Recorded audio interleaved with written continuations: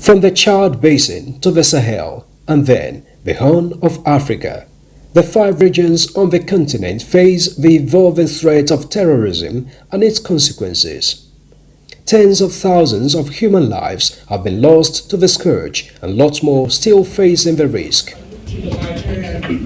The epicenter of terrorism has shifted from the Middle East and North Africa into sub-Saharan Africa, concentrated largely in the Sahel region. The situation in Africa, particularly in the Sahel, is dire, with some of the most violent terrorist groups operating in the Sahel, the region now accounting for almost half of all deaths from terrorism globally.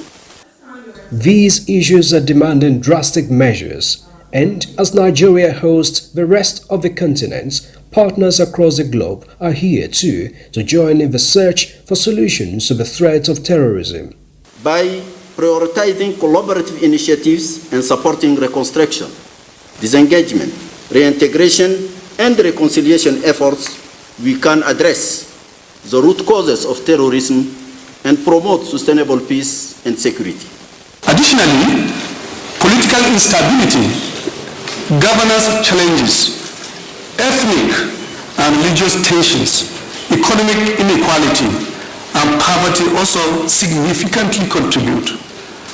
Then, the challenge is apparently half solved, with leaders here identifying poverty, marginalization, illegal mining, proliferation of small and light weapons in the hands of non-state actors as part of the root causes.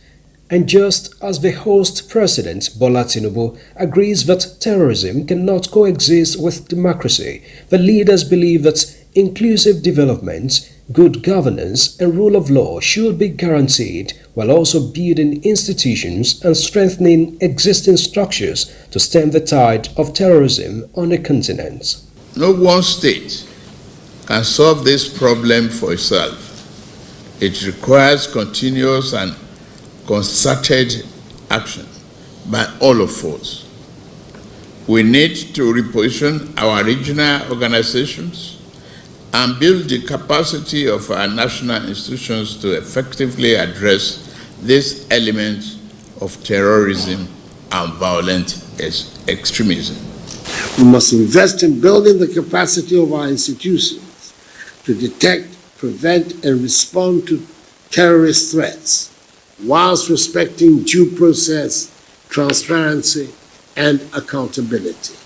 We need to build synergies between our forces for defence and security, but we also need to deploy effective institutions in a context of reorganising and restriking global balances.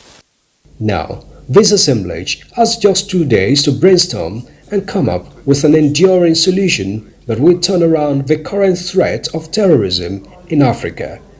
In Abuja,